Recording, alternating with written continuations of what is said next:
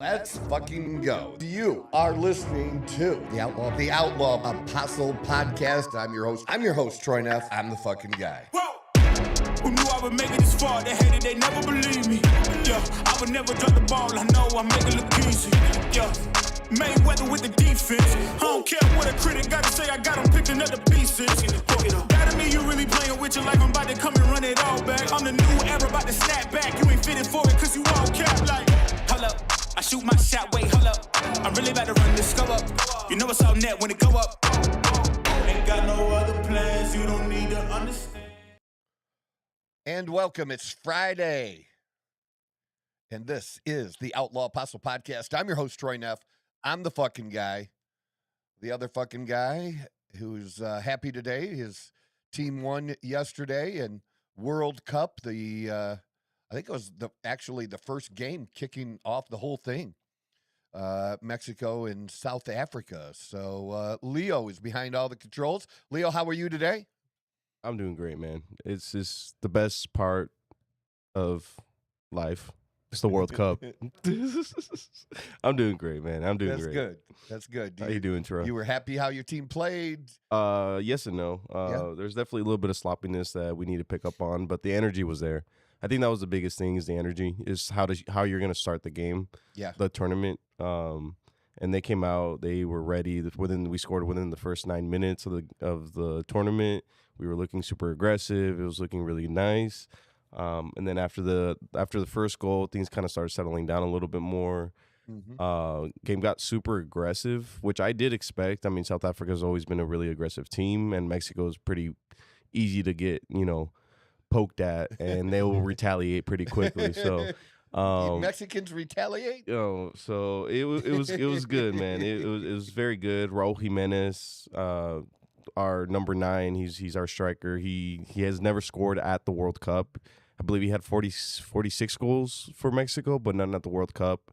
Nice. And I mean, there's a good story behind him. He had like a life-threatening head injury a few years ago, which got him out of play. And then 3 months ago, his father had just passed. So scoring this goal right after, you could see that he got super emotional, and it was just like one of those really like amazing things to be like fuck yeah, good for him, man. Exactly. So I'm very happy with the first game. There's definitely some things that we would have to fix against South Korea, because South Korea is a much better team than South Africa, in my opinion. But like I said, it's the best time of the year, best time in life. It's the World Cup, man. I'm in a great mood. The pool that Mexico's in, does just one team move on from the pool or two? So they changed it this year, so it's slightly different. So in the past, it would only be first and second move on. But now, because there's a lot more clubs this year, first, second, and potentially third can come out. So the way it works is first is first, second is second, and then third, depending on points, because you can't tie a wins is 3 points, a ties 1 point, et cetera, et cetera. Depending on how the leaderboards come out, there is some groups where the third place countries will come out. Okay. So even if you're in third, there is still potential that you are going to make it to the knockout stages. Except you're probably going to come up against the top teams. And Mexico is picked to be 1 or 2 out of that pool, though, right? Just because of home court advantage. South Korea is one of those like dark horses you need to watch out for, because if they get going, they get enough momentum, they will make a pretty deep run, in my opinion. Yeah. So not Bosnia. Czechia, they're a little older now. I mean, they have the composure, they have the IQ, they can win games, but they're much older. The intensity is nowhere near. So I think they're definitely going to be a little bit towards the bottom. And then South Africa just needs to get their shit together, because as of right now, it looks like they're not going to get a point. So they're not looking too hot. There was 3 red cards yesterday, 2 on the side of South Africa, 1 on the side of Mexico. So not only was there 2 goals, but 3 red cards. So it was, like I said, it was a super exciting game. The officials were laying it down early. Yeah, making a point. Well, but that's actually, it was one of the funny things, because we were watching the game at work. I didn't care. I just put my laptop up, and I was making sure we were watching the game. But the one thing the commentators a lot of them were saying is, because the VAR is like super like important in the World Cup and just in soccer in general right now, that they basically have like the sideline refs are there, but they basically don't do shit the entire time, and they were making fun of them the entire game, which I thought was hilarious. All right. And on the couch is Mikey G. What's going on, Mike? Morning, my friend. Just ready for United States to start their journey to World Cup victory. 6 p.m. is when, you might as well just hand it to us because it's over. Surprisingly, what I've been hearing over the last week is I do hear a lot of optimism that the U.S. men's team could do better than they've ever done in the past. Well, they haven't done very well in the past, right, so that's not a hard part. It's a low bar. It's a low bar. I don't know where my optimism is just blind bias optimism. That's just what it is. I don't really care. But other people that know a bit more about the sport and the history of it, they are like saying they're a lot more bullish on the United States than in past. Yeah, that's for sure. Like at least what I heard, making it to the quarterfinals. Yeah, which honestly, if the path is right, they could easily make it to the quarters. That would be a huge win for the U.S. team. Yeah, I mean, the men, of course, for sure. Yeah. But I still have this one thing I can't let go with soccer. Even though the games were for the most part entertaining to watch, I can't fucking stand when they just flail around on the ground like they just got shot by a fucking 50 cal sniper. Like the one dude, literally, I shit you not, he had to have at least rolled 5-6 yards and was flailing. It was the dude on South Africa, but he was just rolling around, flailing his arms for like 6 yards, and I'm just like, I thought we were getting rid of this shit. Like I thought everybody was. There's no way, bro. Like I can't stand that. That's saying like in the NBA that Shea's gonna stop flopping. Dude, I can't. But there are like we did go over it. There are certain rules to take to control that a little bit, and the refs are actually pretty decent at it too. I was a little afraid that it was going to be a little over exaggerated with those extra plays, but they were actually very, very good at not being like fucking have your timer out and count to 5, but they were really good at getting the games going and at a decent pace. That's for sure. We'll see where it goes from here because there's plenty of games to go, but the first 2 games were pretty good. And I just do not remember why we thought it was funny, why we thought it was a good idea, but I followed through with it anyways. It took a lot to make it happen, but we also have a guest now seated on the couch next to Mikey G, and her name is Celia. And no, seriously, dude, I didn't give her that name. She came with that name. Oh, I didn't know that. I thought you gave her that name. I didn't give her that name. You need to pull her over closer to you, Mike. No one can see her. Can anybody see? Yeah, we got to make Come on, man. She ain't going to bite you. Shit, I was the one who wanted her in. Yeah, I don't remember. How did we come up with that? It was just something something to be funny, just stupid funny, like just it'd different. Be funny. We'd get a blow up doll. Something different. A new viewer watches and they're like, "Why the fuck is this blow up doll next to this dude?" Something. We're just trying to get. It has nothing to do with anything. It's an attention economy. We're trying to get attention. But I love that is my own brand. Outlaw Fitness. Yeah, and she is wearing the official Only Felons MAGA 2024 shirt. This is limited edition, by the way. Not everybody gets one of these shirts. No, there's actually a few of the women's shirts left. Not many, but we do have. If somebody wants to drop in the comments, I'll even let you have it for free, and I'll even pay for the shipping because I just love this shirt, and I love our shirts being on more and more people. So if somebody is listening and you think your wife would like one of these shirts, now we don't have any smalls. I think medium, large, extra large, maybe a 2X. I don't know, but whatever we have, we can at least try. You know, like them a little if bit you drop thicker. it in the comments. A little thicker, ain't nothing wrong with it. We'll take care of you. We'll send it to you because it's still funny. I love it. It's still funny. It only fucking took 2 tries. The Only Felons part, the part that's really funny about that is the profile of Trump being in the O. Yeah, I don't know if I can get that on there. the camera's not going to do it justice. No. But it actually has the back hair tail of Trump sticking out. So Trump and his crazy fucking hair. I wonder what he would think about this. Not that we give a fuck, but I wonder. Oh, he'd love it. I think so too. He would love I it. think he'd think it's funny as fuck. Oh, fuck yes, he would. Absolutely, he would. And it is funny. So this show, I think, is going to be a lot about life and the things we go through and the things that happen that, you know, we think are terrible at the time. We go through times where we think things are impossible. And my friend Tony Gonzalez, Tony has been on the show. We've interviewed Tony. I love Tony's stuff. But one of the things is Tony's not a big sports fan. He's a big go out and do it yourself kind of person. Mm-hmm. And I believe in that. I'm not sitting on the couch. I'm training. I get it. I understand what he means. You know, you got guys that don't ever go to the gym and, you know, put on a jersey and cheer on other people and never, you know, get in shape themselves or anything like that. But I got to tell you, at least for me, being a big sports fan, what's happened this past week is why I watch grown men play sports. And, you know, I love being competitive myself, and I'll play some pickleball. You know, I haven't played a pickup basketball game in a long while, but I wouldn't be opposed, you know, to it. I've done riding when I did my 75 hard. I did some, you know, serious biking. So I'm all about activity and that kind of stuff.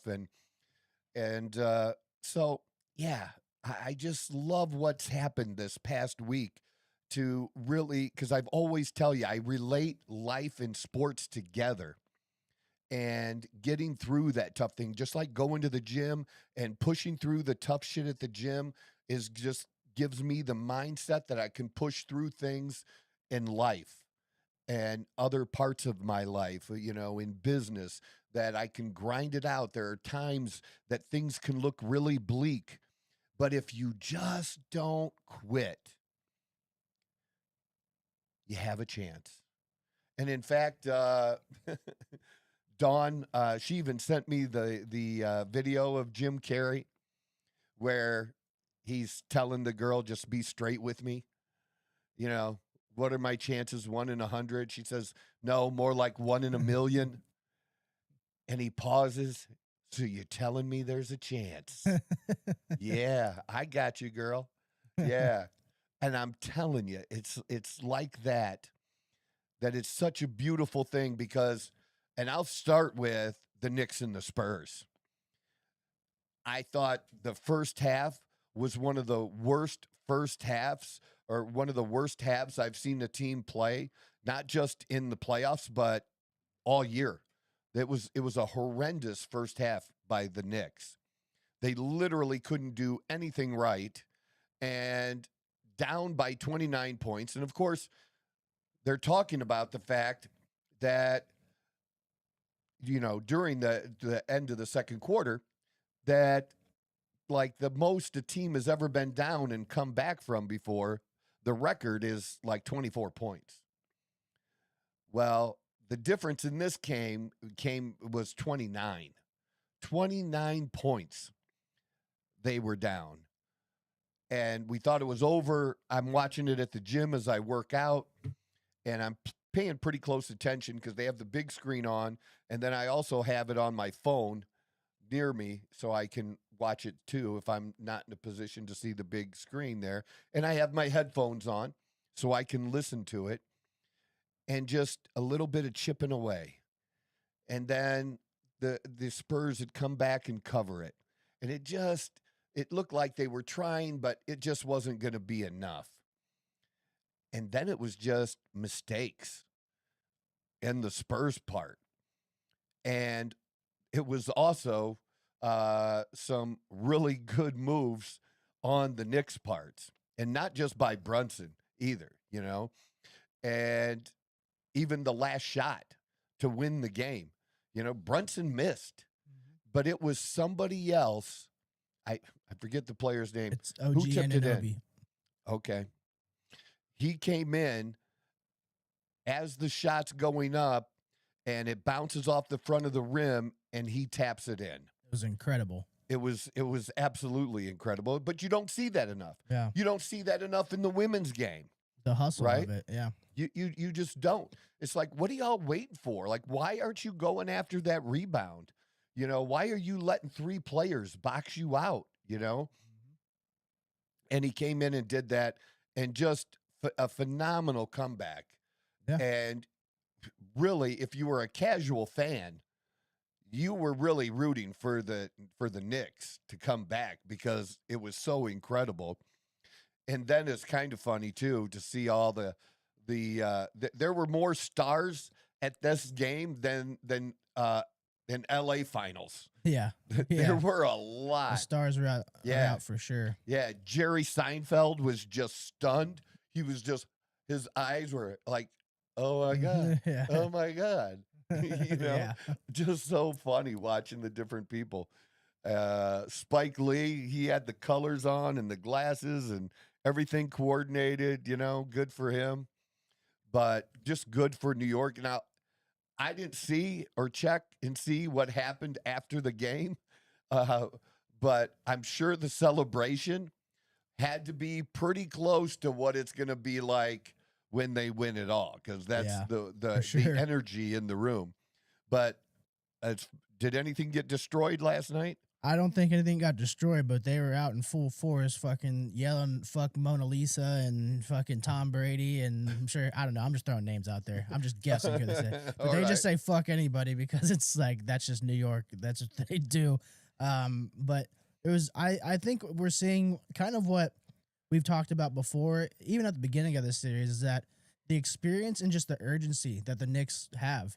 Like, they just seem like they want to win more. Like, not that the Spurs don't want to win, but the Knicks just want to win more. And you can see that. Like, most teams would have fucking just gave up down 29. The worst thing is the series is tied. Yeah. And The series is tied. yeah, like they just would have hung it up and like, all right, let's just get it Let's next save game. our energy for the next game. But no, they're like, we're at home. First game at home, like in Spurs or finals. Second game. Or second game. at Second home. game at home. And fucking MSG was just electric. That was like part of the whole mystique of it was Yes. the crowd is what basically willed them back in. And I'm not going to toot my own horn here, but I did win my buddy some money from that game, which in hindsight, I should have won myself money, but I feel like if I would have bet on it, they would have lost. But they were on like an 18-6 run. It was like towards the end of the third quarter. And I told my buddy, I was like, they're like plus 800 live money. I was like, throw like $15, $20 on this because 18-6 is not a fluke. Like that means they're fucking trying.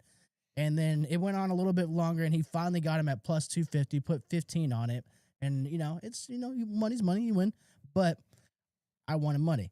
And now I'm pissed I didn't take him at plus 800. This is why I fucking hate gambling.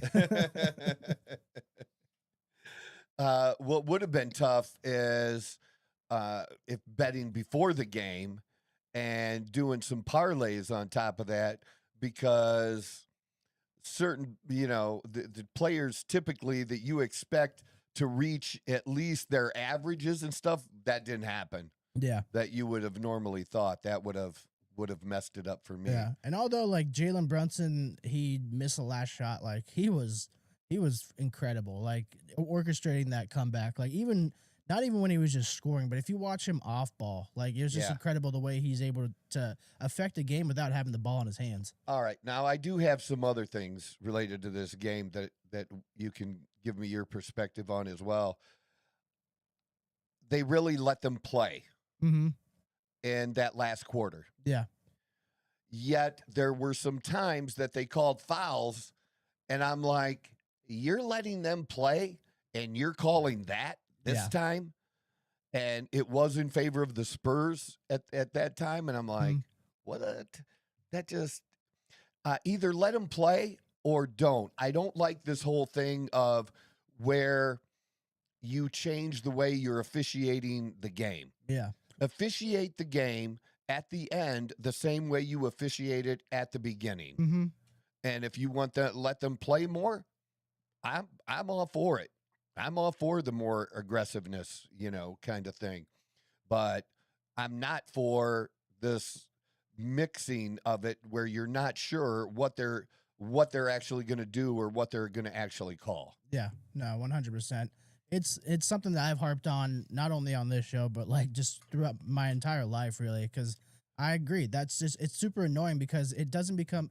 Nobody really has an idea of what you're going to call and what the definition of a foul is, maybe just for that game.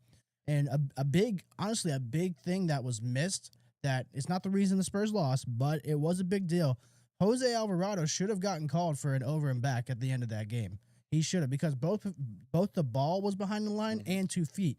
That's in the rule book. You have to have, if the ball and both your feet are behind the line, that's an over and back. And that would have gave the Spurs possession with the lead late in the game, and it could have changed the entire dynamic. But it's shit like that. Like, you either call it or you don't. And they didn't call it there, but they were calling ticky-tacky fouls earlier, like, a little bit previous to that. So it just gets a little confusing, and it could ruin a game like that. Yeah. It could, but it didn't end up ruining. Not if for Knicks fans. For Spurs fans, yeah. Yeah, but I still think there was a lot of that. And too much. There was too much. I think in the playoffs, you just let the boys play. Refs should not become the story of the game after the game's over. I don't think that should be a thing. But if there's a legitimate foul, call the legit foul. Yeah. Mm-hmm. Yeah. Do that. There is a little bit of like rumblings going on of that. People thinking maybe Wemby might be a little bit a dirty player, because he's had a couple things this playoffs where with the elbows, and then that last play where he basically like kicked OG Anunoby's like leg, and it was not a basketball move. Like, he went out of his way.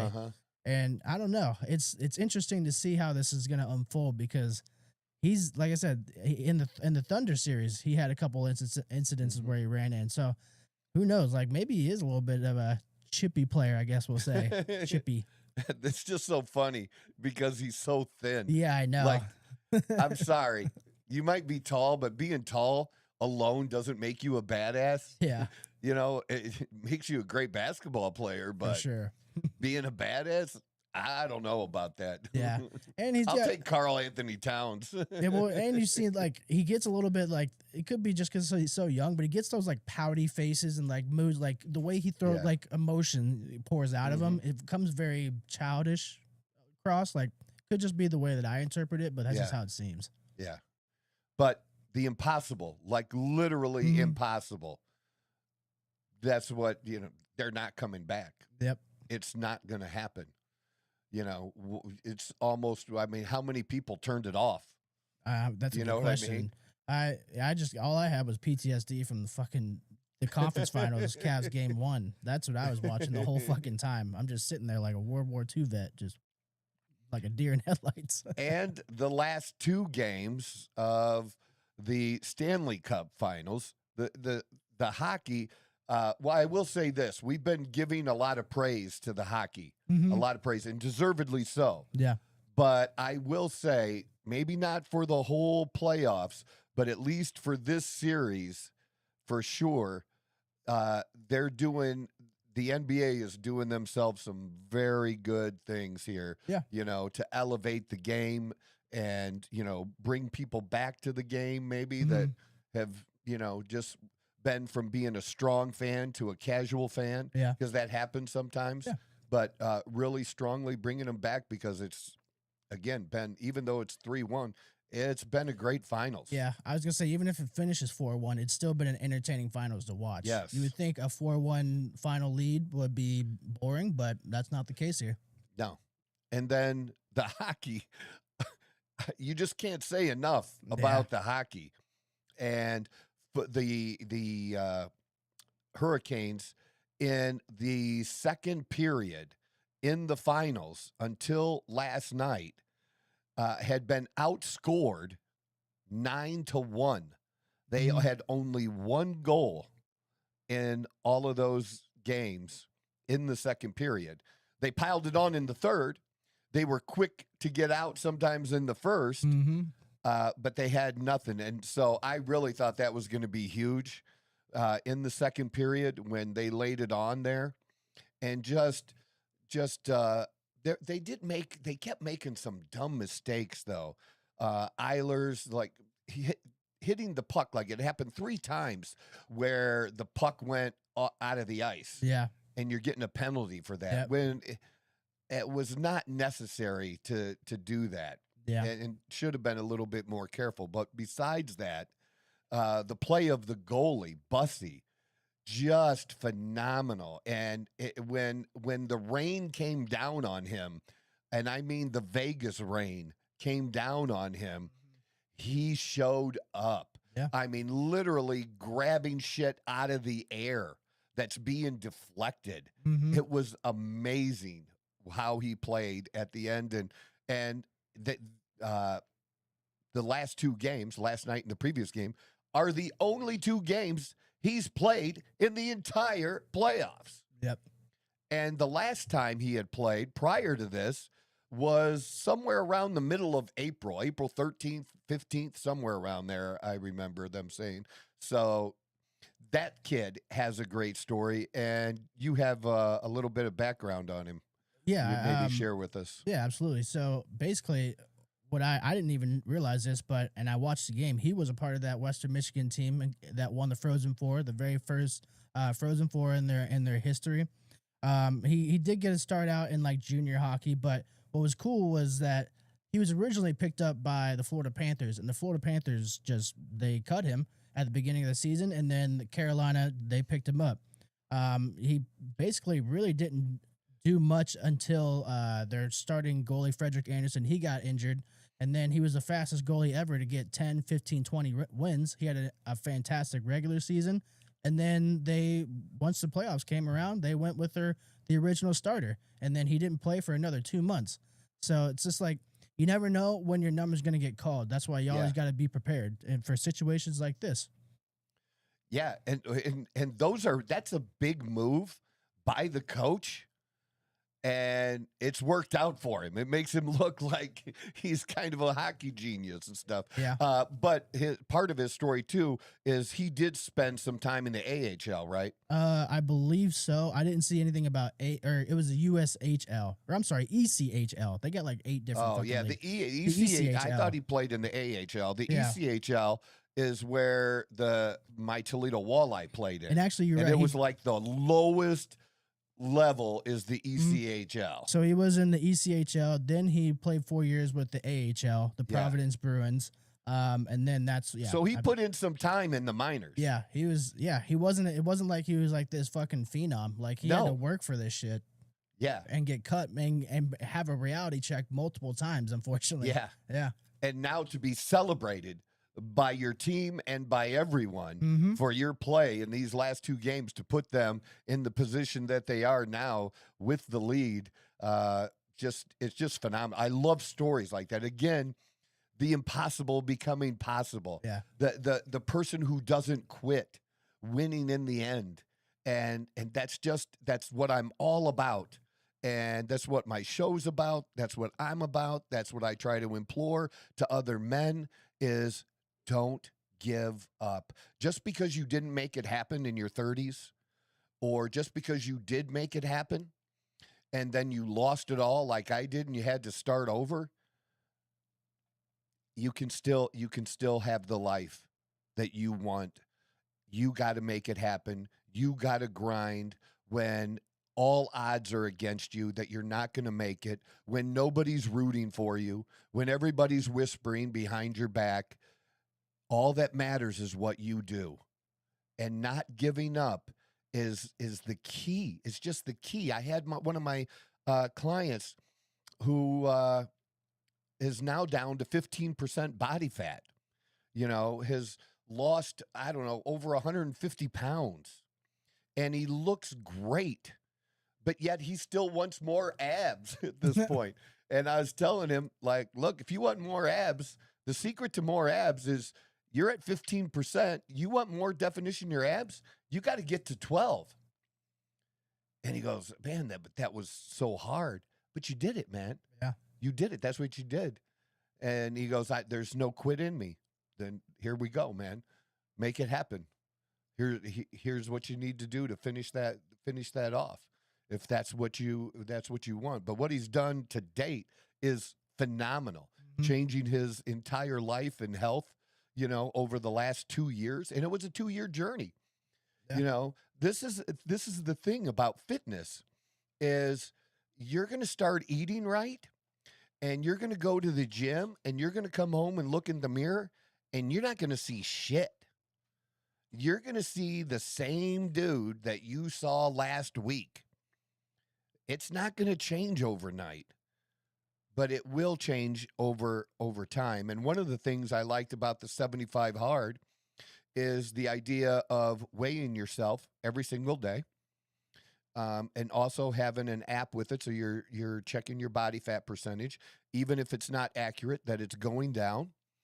And the other thing is that you did as a part of the 75 hard is taking a picture of yourself, like in your underwear, basically, but taking a true picture. And you don't see a difference really much from 1 to 30, but 1 to 50, you see a difference. From 1 to 75, you really see a difference. And that's what it takes to be able to do that. But it's just not quitting. And in my case, it took me 83 days to do 75 hard because I fucked up. But I kept going, and I restarted it immediately. I didn't give myself a short break or the weekend to do whatever the fuck I wanted. I didn't even think about it. I had been doing a video every day. I came on the video and told the people that follow me, this is what I'm doing. This is how I fucked up. And I'm immediately starting this over again. This is my second day 1. This is my second day 2. I did that all the way to 8 days. My second day 8. And then I made it past 8 days. I didn't fuck up this time. And I made it the rest of the way through, even though because of me fucking up that 8 days, that meant that my Thanksgiving was not a free-for-all. I was finishing my 75 hard. And as much as I like, turkey and gravy and all the good shit, I wanted to finish this off. It was important to me, and that's why you do something like 75 hard. And anybody interested in doing that, just follow Andy Frisella. You can look up Andy Frisella 75 hard. There's a book you can buy. There's videos that he has that are up that explains the whole thing. But to do that, at the time I was 55 years old when I did that, and to know that other people, it's pretty common for people to quit 75 hard. Let me put it that way. I'm sure. Yeah.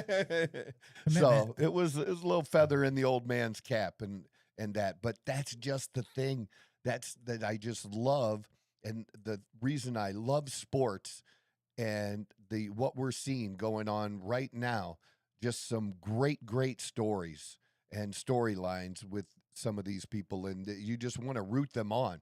I just want to, I'm not going to become a Carolina fan. I've been a Penguins fan, my whole time of liking hockey, but I can be a Bussy fan. I could be a Bussy fan because I just love his story and what that kid has done, and celebrate that. So yeah, absolutely.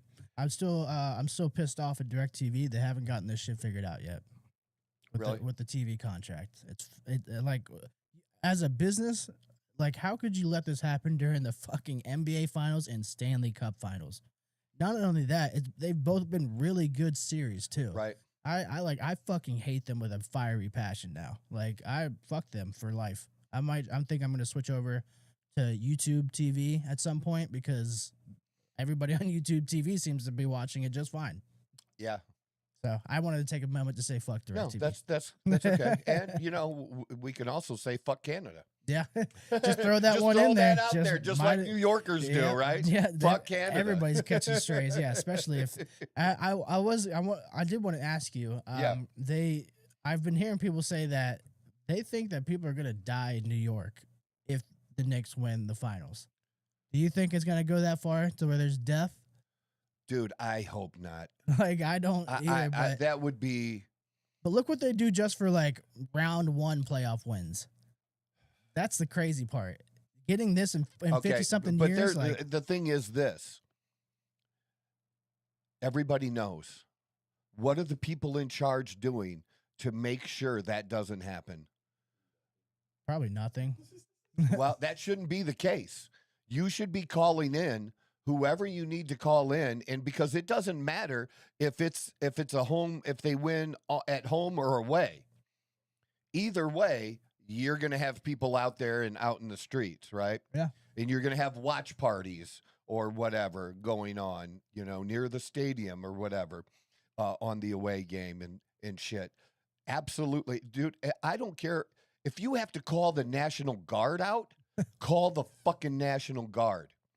But just make sure that shit doesn't burn and that cars don't get overturned. I'm sorry. I just don't believe that should just come with the territory, and we're just going to say it's okay.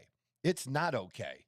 And the people in charge have enough opportunity now to do something in advance to make sure that they take care and keep people safe. And if they don't do that, if somebody were to die, that is blood on the hands of the likes of Mamdani and even Hokley too. I'll put it on her too. She's the fucking governor. She should know. Yeah. She should know. She should be involved in this. Yeah. Right? Why wouldn't the state be offering help?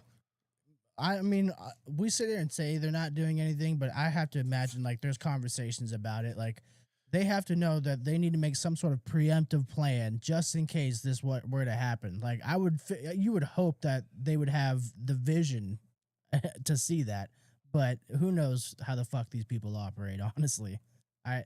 I just hope. The thing is, I just can't imagine the Knicks winning a finals and they're just not being flamed somewhere. That's just my thing. Like I just don't see it happening. Like I thought the same thing about Cleveland, but everybody made jokes about it. But when it actually happened, like it was more of just like I said, just grown men in tears, just hugging other grown men in tears that they don't even fucking know. They were just a Cavs fan and they were just happy to see a championship. I hope that's what it turns into. It's just pure tears of joy, but who knows? We'll see what the future has in store. Yeah, well, they can't let it happen, and there's no excuse for letting it happen. Yeah. None. So we'll see what happens, and it's on them, But I just saw a lot of emotion, Yeah. They're an emotional 2 nights ago. I saw a lot of emotion. They're an emotional group, that's for certain. Win or loss. And that wasn't for a finals win, but it you would have thought so. You'd have thought they won it all. Yep. That's what it looked like. If you'd have just showed me that footage and said, I just told you, the Knicks must have won it all. Yep. Yeah. So, all right. One more sports story. We got Phil Mickelson on the agenda today. Phil, what the fuck are you doing, Phil? I love Phil. I really do. I've always loved Phil. Phil, Arizona dude. I followed Phil, was one of my favorite golfers during the height of his career. I love Tiger. Tiger was number one for me. But I love Phil because Phil was that guy that went for broke. He was the guy who would pull out the 5-wood or whatever and go for it over the water. And he might make it, he might not, but he was going for it. So Phil Mickelson has stepped away from professional golf to focus on private family health matter, leading to his absence from several major tournaments in 26. He missed the Masters. Is also expected to miss the upcoming U.S. Open at Shinnecock Hills because his 5-year exemption from his 21 PGA Championship win has expired. The golfer has been dealing with this personal situation for some time, having previously missed the first 4 LIV, the LIV Golf events of the year before a brief return to competition in South Africa. While Mickelson's representative has denied recent allegations of inappropriate conduct at a private club, Stating the claims are contradicted by video evidence, the golfer's legal counsel noted that his primary focus remains on his family's health. That's the article I sent? Anyways, so basically, Phil was inappropriate with some female at the club. Yeah, there we go. According to report, Mickelson had approached an unidentified female employee of Farms Golf Club in Rancho Santa Fe, California, when he allegedly made non-consensual and inappropriate physical contact with her. After she rejected him, she made a report of the incident to her bosses. Club officials confronted Mickelson with the accusation while he was playing a round of golf and told him to leave the club immediately. And you know it has to be a big deal. Like something happened, because you're just not going to ask Phil Mickelson, you know, one of the top golfers of his generation, to leave. Yeah. You know Leave what I your mean? golf course, yeah. Yeah. And, you know, hats off to that girl for sticking up for herself. Yeah. You know what I mean? Mm-hmm. Yeah. I'd say that. I don't like it when you hear about shit 5 and 10 years later. No. Yeah. No, that's not how it works. This is how it works. Exactly. Say something right now. Say something right now. And she did. So I just, come on, man. You know, I'm an old guy. Phil's an old guy. You know, young girls are nice to look at. We're not dead yet, but come on. You can't be that creepy old guy, dude. Yeah. You just can't. Not even if you're Phil Mickelson. You can't be that creepy old guy. And if you want to be, just sit at the bar. Let one of them hit on you. You're Phil Mickelson, for God's sakes. You know, there's gold digging women all over the place. Even if you're married. At one of these golf clubs, like, it's not where everybody's going to. Like, it's definitely some more well-off individuals. Oh, so of course. if they see you sitting there at the bar by yourself, I'm sure there's going to be one woman out there that's going to be like, let me shoot my shot here. Let's see what I got. Yeah. Well, it's Phil. Let me talk to Phil. Yeah. Yeah. But just this other stuff, dude, relax, man. You're old. Yeah. You know, I don't know. Mine's still young, though. I know. You know, and I don't know what the health issue is with his family or anything. I didn't know that was going on either. But this just does not sound good. Allegedly. Allegedly, yeah. Allegedly, this does not seem very good. And did they say, like... So I hope Phil gets his shit together. Does it say exactly what happened, or just there was something inappropriate between him and her, and that's really all we know at this? That's all we know. Okay. Well, it must be legitimate, because you know, people get information like that rather quickly. Yeah. And, you know, that his attorney said there's some video evidence. Like, Jesus, is there not video evidence of everything anymore? Yeah. You know what I mean? There's always something. I don't know. There's a camera everywhere. But in this case, I think it was pretty serious. Yeah. I mean, like I said, if the fact that they don't even say exactly what happened, but every other case, it feels like we know exactly how it happened immediately. Well, and in this case, you know, one of the things that's different too is there was some kind of touching that was inappropriate. That went on. Like, if you say something inappropriate, you know what I mean? Yeah, like, not great, but it's not the great worst thing that's but it's ever happened. not the worst, because you can't have a society where men can't hit on women. That just, what the fuck are we doing if that's the case, you know? And that's the way a lot of young guys feel now. They like, they don't know what to do. Yeah. You wonder why you're single, ladies, is because men don't know how to approach your ass anymore. It's because of, I'm not going to veer off too far, but that is definitely a good topic for another show. Like, it's 100% a serious issue right now. Yeah, it is a serious issue for men. So, you know, verbal is one thing, but this is not what I saw here in the writing here. Here, it was misconduct and inappropriate, like, touching. Yeah. So, like, dude, you can't just, you're not a biker. You can't hug everybody. Yeah. you know? How much, like, do we know how many drinks he had in him that at the time? Like, I'm curious to see what the rebuttal is, or like, I don't want to say excuse, but it's going to be an excuse as to why he did what he did. I am interested in that. I tell you what, I'm so done with excuses of drunk people. Yeah. So last night, Dawn and I went to the casino again. Mm-hmm. You want to know what's really funny about us going to the casino last night? Hmm. Is we had just went to the gym. We went to the gym later, and when we got into my vehicle, and my CarPlay popped up, it said Santan Mountain. The casino came up. Yeah. Like it was already predicting I was going there. Kit from Knight Rider, like, you know, when your phone knows you're going to the casino before you're going to the casino. Real life Kit. Might that maybe I'm going too often, but I'm dead even. 7 times now. After the 7th time, I'm still back to dead even. I dropped it $1,500 and I made the $1,500 back. And was up a couple $100 and made a bigger bet at the end to kind of get some more, but it didn't happen. So I just took my 7,500 and went home. It'll come back your way. That's how.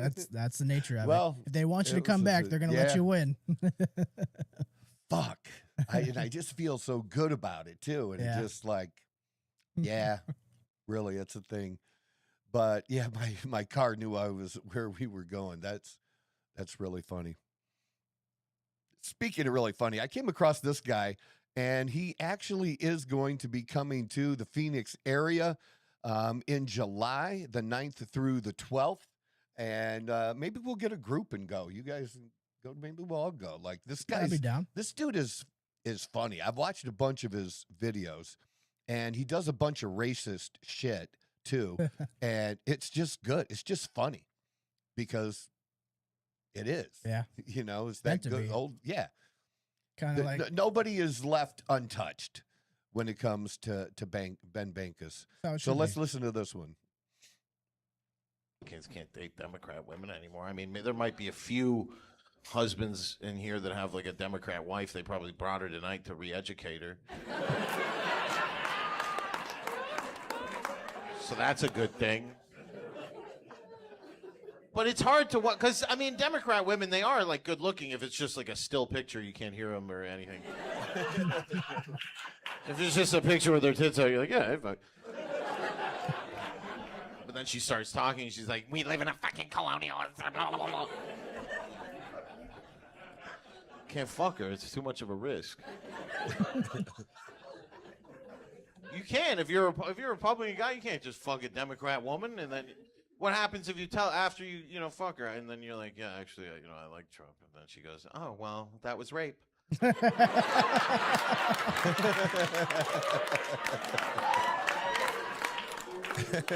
Dangerous.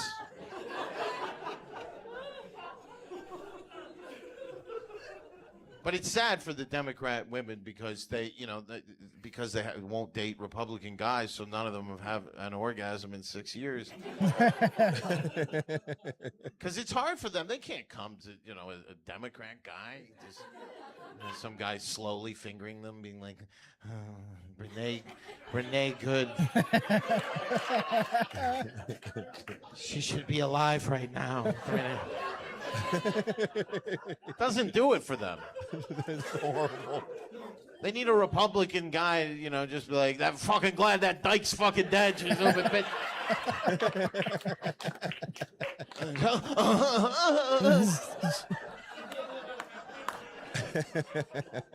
Then after she wipes the sweat off, she goes, I don't agree, but it was fun to play a little fantasy. Republicans can't date Democrats anymore. I mean, there might be a few husbands in here that have like a Democrat to another wife. one? They probably brought her. Is that something you can do?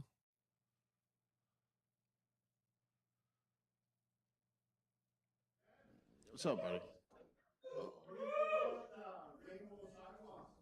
Rainbow sidewalks. I think they're an important part of this country. Because if there's no rainbow sidewalk, how are gay people supposed to get across the street?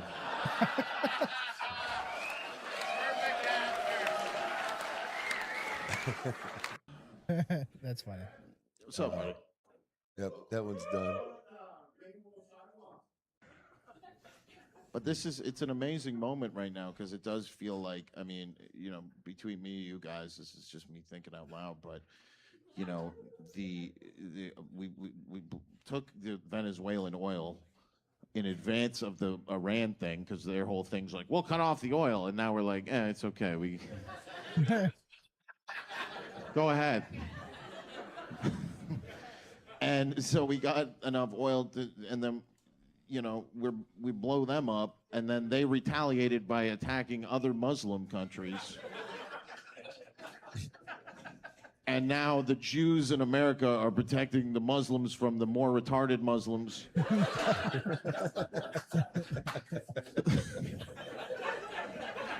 So really what I'm saying is we need to send Ilhan Omar back to her country. And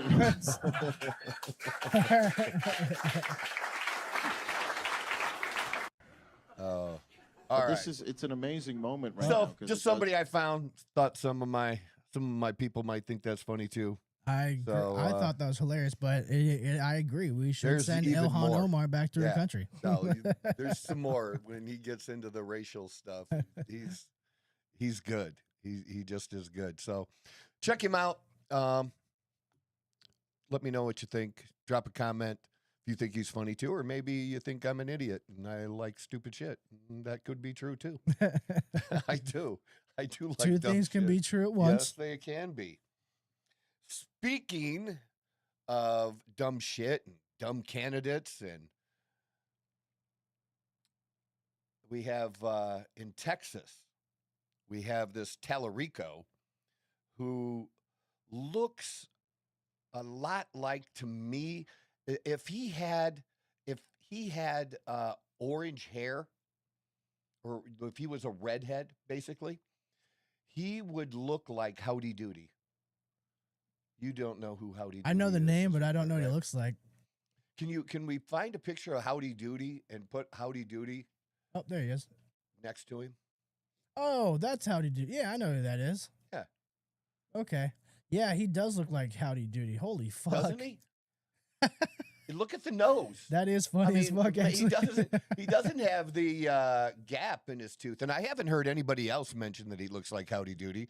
So if one of the campaigns or PACs likes my idea, I own that idea. Just pay me a little bit of a fee, okay? But yeah, I would be putting Howdy Doody next to him Make a t-shirt. because he's a clown. Yeah, the he dude is a clown. is a straight clown. It's Yeah. okay to change your views on anything. I've changed my views, but you also need to have the ability to explain why you changed your views. And let me give you a good example. Donald Trump himself is a good example, where Donald Trump, was more Democrat than a Republican for most of the time, because he was dealing with Democrats and had to deal with Democrats in the city of New York to be able to get the shit done and shit built that he wanted to do, right? And I don't think he cared one way or another. I don't think it was really, something he thought a lot about, but hey, all for choice. And he changed. And I don't think he changed, just to get conservative votes, but he did change, and he explained why he changed. Mhm. Well, there was a particular circumstance with someone, and that was very moving to him, and that really pushed him to be on the pro-life side. Mhm. And so that's you just have to explain yourself. This guy's got no explanation for shit. This guy, he forgets that the internet exists and that there is video out there of him saying a whole bunch of different things. One of the things that he said is that after his family, that he loves trans children. Loves trans children. It's like a top priority for him to love trans It's a children. weird thing to say, too. Say it It's like just- that. Yeah. And then he also mentioned that his campaign went vegan. And this was like, I don't know, 2 years ago. I don't know when it was, or for it's a different race, but they went vegan. And of course, this is Texas. Yeah, I was like, this guy's In from Texas, Texas, right? There's steer and there's barbecue. Yeah. Like everybody barbecues in Texas, you know? Yeah, this guy fucking Yeah. sucks. And so now every time they show him at a restaurant or something, he's always got a piece of meat in his hands because he's got to show he's a meat eater now. Yeah. When he wasn't. He was he was a lettuce eater. Yeah. Let's just be honest with it. And just that kind of stuff. And I'm okay with people who have different views than I have if they really believe in those views. You know what I mean? Yeah. They to them, they actually believe it. Mhm. I'm Yeah. okay with that. That's authentic. That's real. You know, you can have a conversation usually with those kind of people. But this guy, I don't know, he's just trying to play off of, I think, a little bit of, Donald Trump being on a little bit of a slide, them thinking that, maybe they can possibly get a win in Texas, that this is their best chance. But I don't think Texas is voting for this guy. I really don't. Who would vote for this guy? He's disingenuous. Like, it doesn't matter Yeah. what you believe in. He's a fucking phony.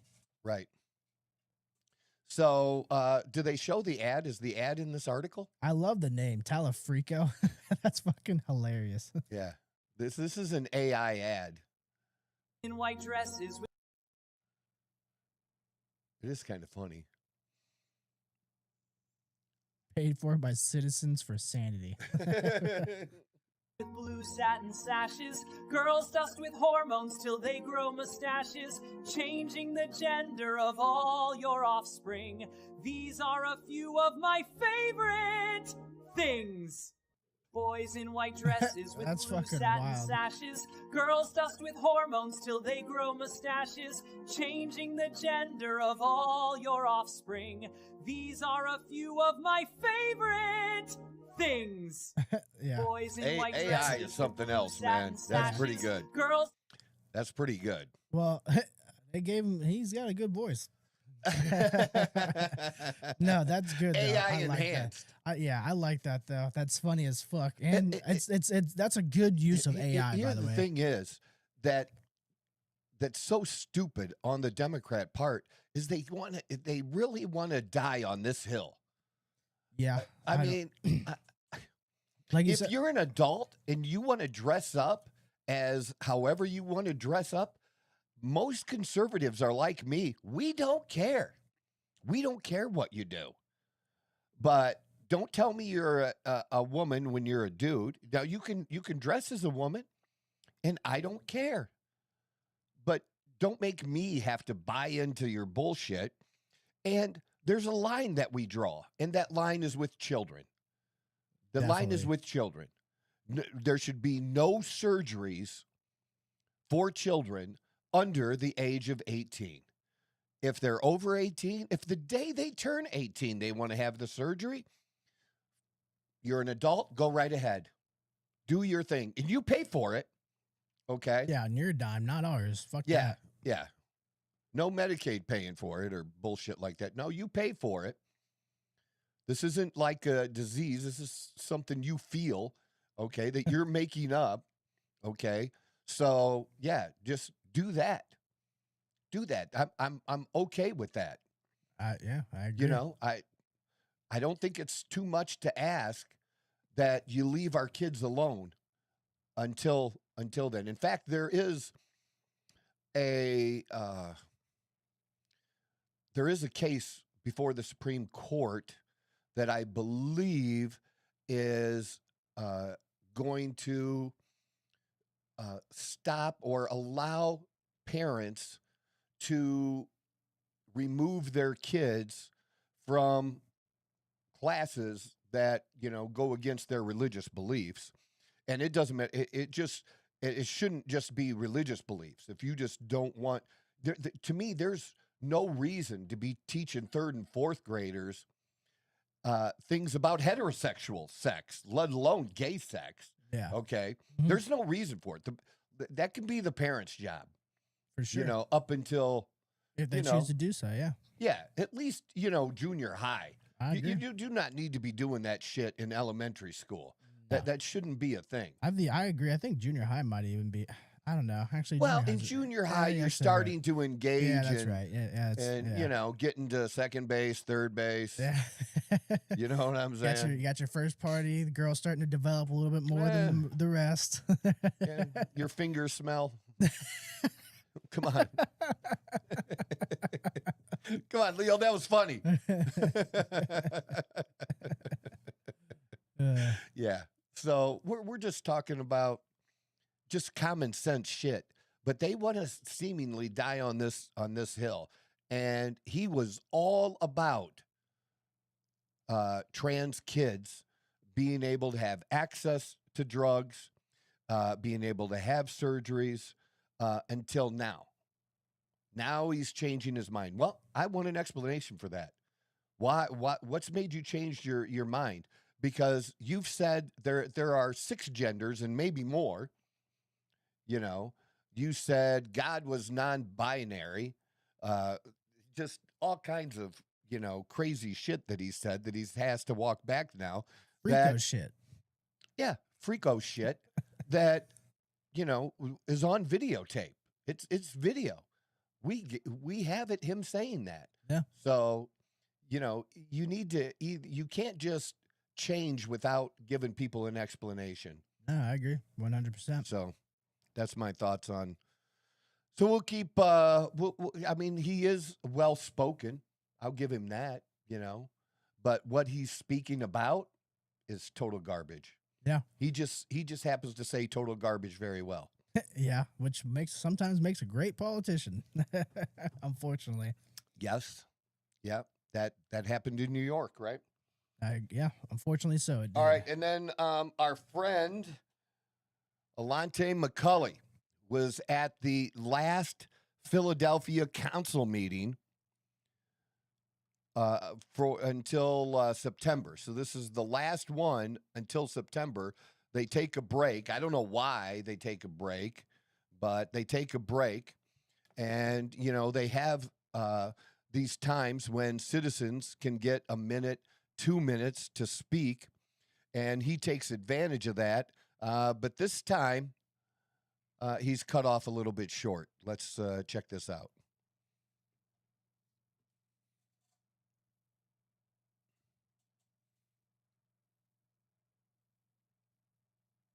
I'm with a grassroots organization called Flip Philly Red. We're here to offer you something Somebody's getting a text right as this starts. There you go.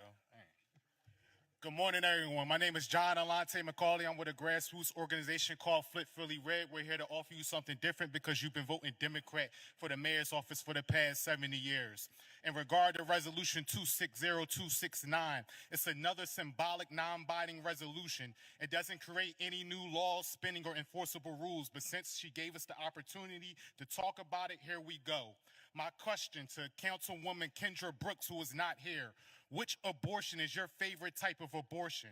The one where they use forceps to grasp parts of the baby's fetus, the limbs and torso, twist and rotates until body parts are separated, then baby's head is crushed so it can pass through the cervix? Or do you like the one where the vacuum is used so baby's body is sucked into a collection bottle? In the state of Pennsylvania, you can murder babies up to 6 months, and that's still not enough for them.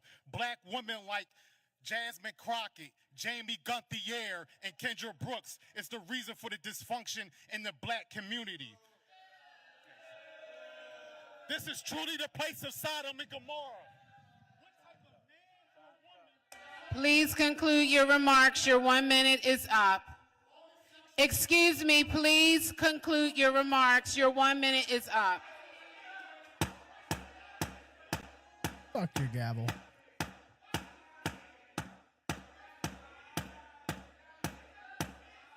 Please conclude your remarks so that we can continue with public comment. Please conclude your remarks so that we can continue with public comment. Please conclude your remarks.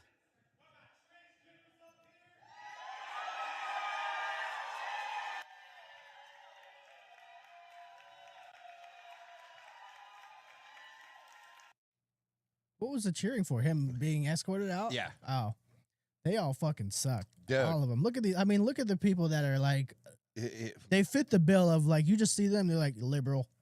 Like they don't need to open their mouth. You just know that they're liberal. And, Yeah.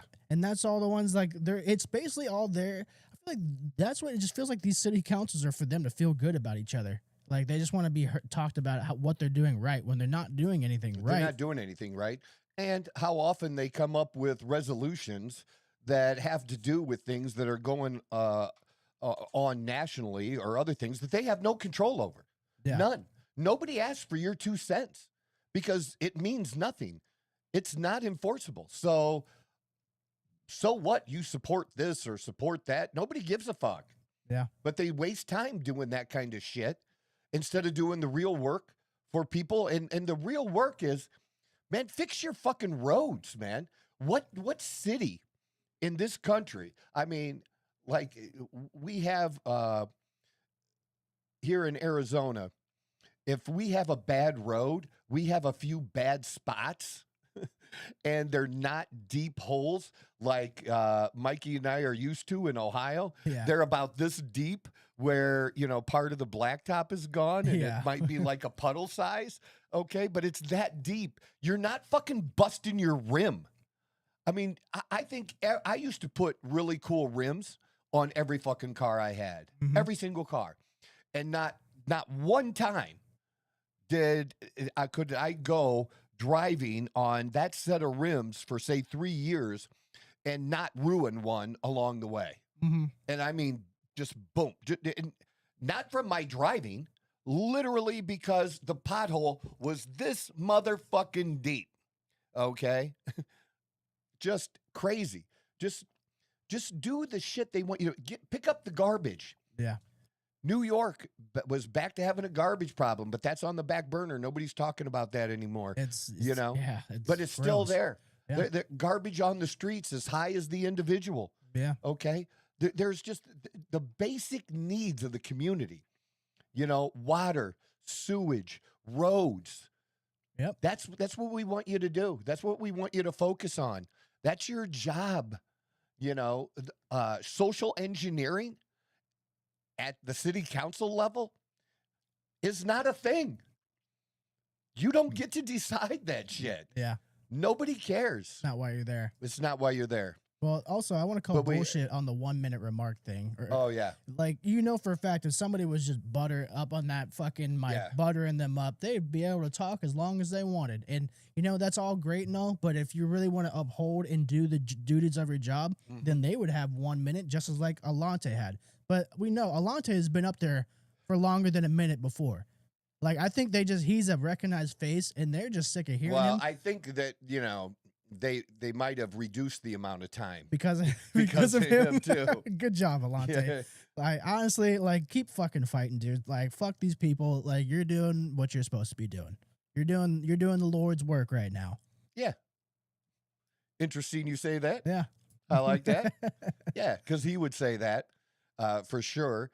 And I just think it's hilarious that once he made the Jasmine Crockett comment, that's when they lost their shit. Boo, fuck you. Like, fuck you. She sucks. She's been in the news too over the last couple days because of the Carmelo Anthony verdict, and been screaming racism and all fuck this her. shit. Till the end of time, fuck her. She's been promoting the lie that a lot of them have been promoting that there were no black jurors, but what there is like 3 or 4 other minorities from Asian to whatever on there.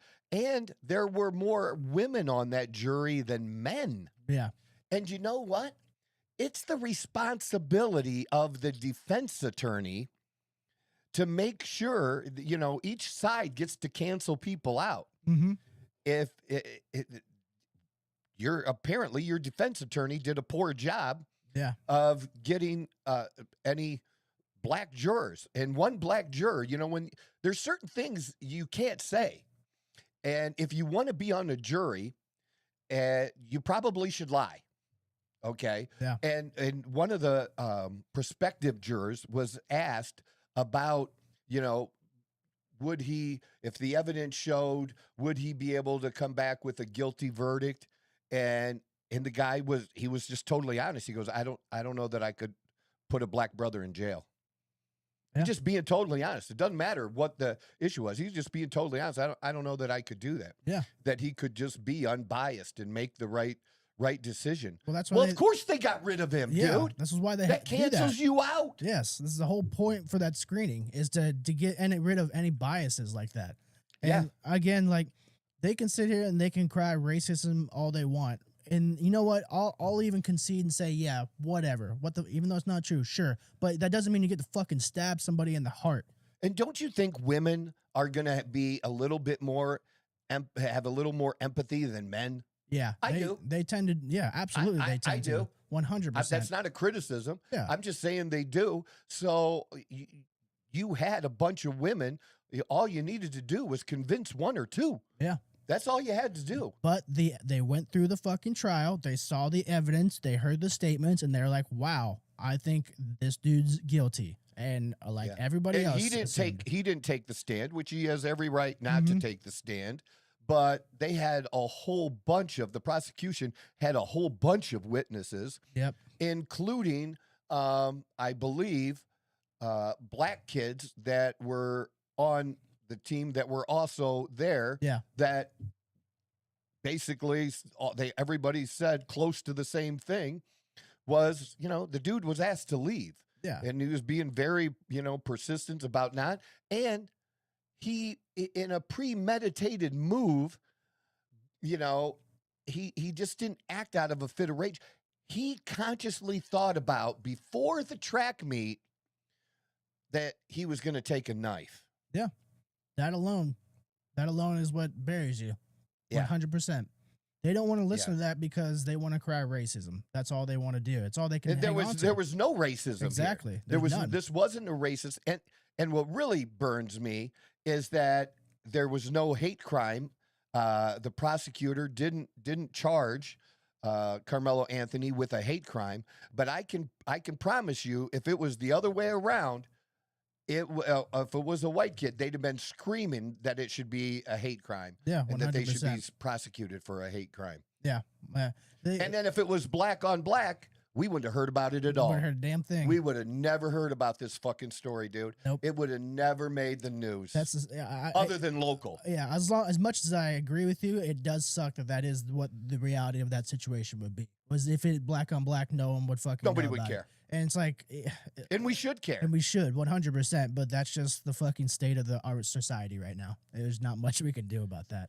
Well, at some point, we gotta stand up and stop allowing these people to play this old race card like it's still the 1950s and the 1960s, because it's not.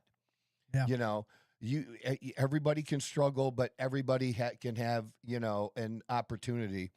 And speaking of opportunities, I mentioned in the last on the show on Wednesday about Elon Musk making some people wealthy.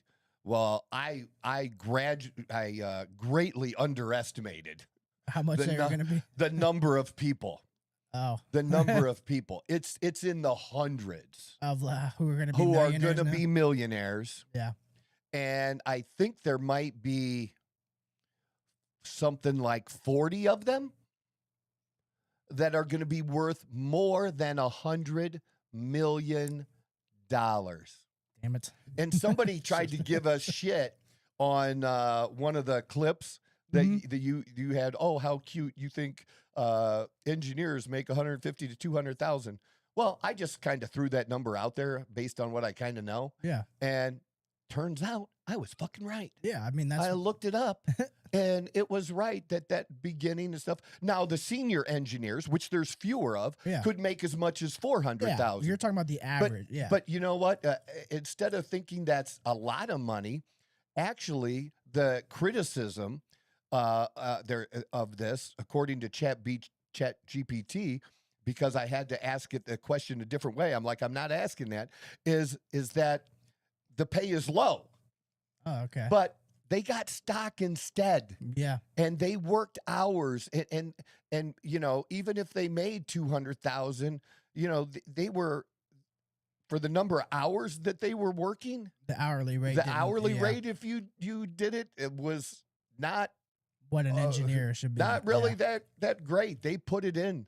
Yeah. And they stuck with it and they were loyal, and look what happens. Yep. Like across the entire company, you know, everybody got a chance to get some of this in there.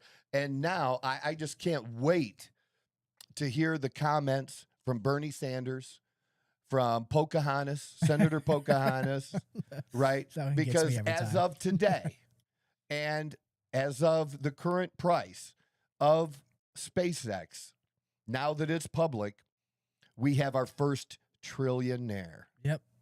And the second guy is not close. Yeah. The second guy isn't even at 500 million. Used to be. And what's really awesome about this is Democrats a year ago canceled Musk. Yeah. Remember they canceled him, made the Tesla stock go down, and Yeah. they were all cheering. He can go broke. Well, Musk just gave you all liberals the biggest fuck you in the world. The biggest fuck you.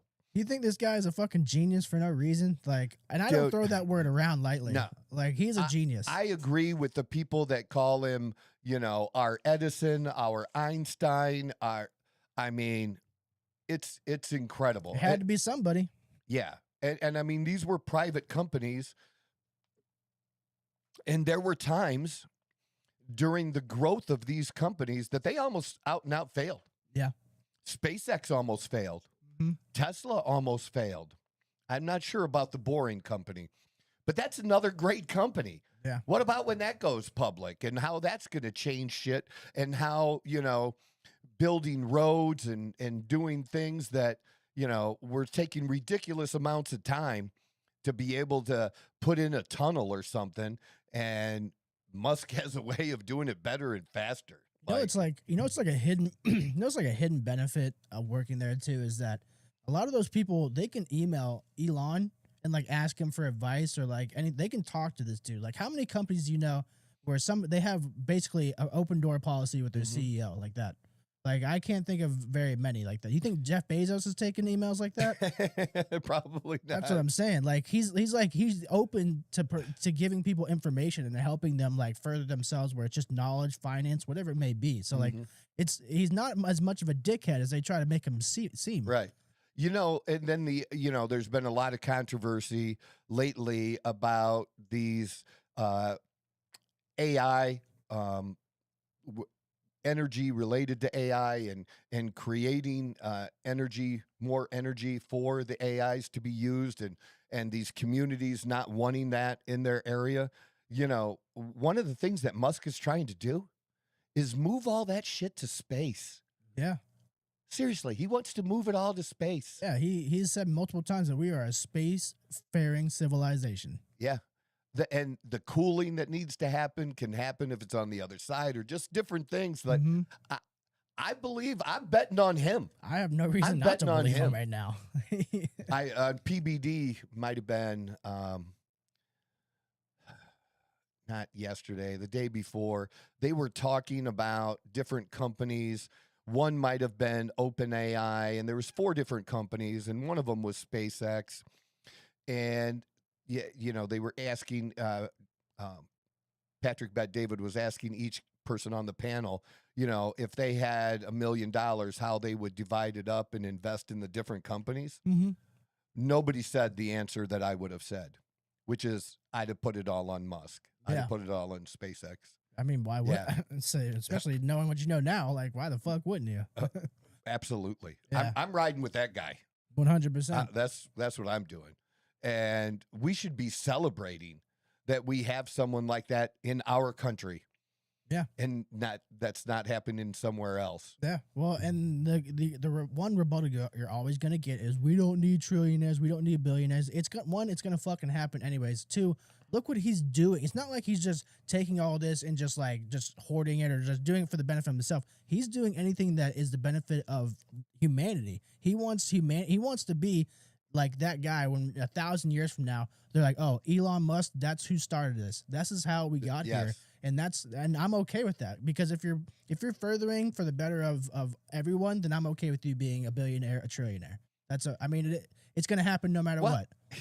He's created the value. How do you stop that? Yeah. You know, what do you want him not to invent shit? Or after a certain point, he should keep inventing shit and not get paid for it? Yeah, like that. Fuck no, nobody would do that. And they would cash out. They would just cash out and go lay on the beach. Yeah. Rather than take people's shit. Like they don't owe anybody. Yeah. You know, the best way for them to contribute is with their ideas and implementing their ideas and taking risks, taking chances, deploying money and putting people to work and creating a shit ton of wealthy people. A shit ton. Yeah. So I think it's awesome that he's a trillionaire. I do too. I don't. I'm sorry. I don't hate on the trillionaire. Yeah, like I'm not waking up in the morning like, that's Elon Musk. That's not the reason I don't have my Bentley yet. Yeah, he's not the reason. 100%. Yeah, and I do want a Bentley Continental. Yeah. So when you see that I have one, you'll know. I've made it. That's my thing. Hey, I won't say anything, but there will be signs. But I'm happy with what I got. I'm blessed. Yeah, I am fucking blessed. So I'm good with it. You know. So I love what he's doing. Let's see. Yeah, that's kind of what I had. You know, but just making the impossible possible. Yeah. You know, how many times did Elon Musk face that? Making the impossible possible. Yeah, especially putting himself out there in the political universe, because that's a big leap for anybody. Well, and for him, to create a car company, even though I don't like electric cars, but to create a car company that becomes the most valuable car company from scratch. Now, there were other people involved, but they didn't make a car before he got there. They didn't make a car before he got there. But to do that when you have the GMs, the Fords, you know, these other big brands in the world, and he's able to do it and do it profitably, and they still can't do it. Not one of them has done it. Not one of them is fucking profitable. And in fact, many of them lose $50,000 to $100,000 a car every time they sell a car. Yeah. That they're taking a loss because they can't price the car at what it really cost them to make it. Yeah. If they did, 0 people would buy it, but that's why only 20,000 people bought it, or 50,000 people. They're not selling many of these cars. Yeah. These Lucids and these other ones, they're not. Leo and I went through the whole shit of all those. Like, and that's what we came up with, man. We had no idea it was as bad as it was. And the closest one was to maybe reach profitability in the near future was going to be GM. But now, knowing where everything is going now, and there being a pullback from the electric vehicles to some degree, that's not where their profit is. I mean, they were propping up, they were stealing money from their profitable side of cars that people wanted to fund cars that nobody wanted or very few people wanted. Yeah. And because honestly, excuse me, if I was going to own an electric car, I don't want to own a GM Volt. Okay, I don't want a GM. I don't even want a Cadillac electric car. Yeah. Although they kind of look kind of cool. Yeah. You know, it's the SUV. But it's what they've done in the past. It just makes it weird. No, but would I drive a Tesla S? Absolutely. Yeah. I'd rather have that. If I'm going to have one, the only thing I would do different is put good wheels on it. They put the ugliest fucking wheels on Teslas. I'm pretty sure that you could actually run a Tesla on cool rims. I don't know why nobody does that or puts that on there, but I'd be putting a deep rim. I'd be putting, some cool shit on there. Yeah. I mean, that's probably what they probably do to help keep the cost down is if you want those rims, and I'm sure whoever's buying it will put those fucking rims No, but they on. don't. Nobody, I don't see anybody do that. Yeah. What's wrong with people? I don't know.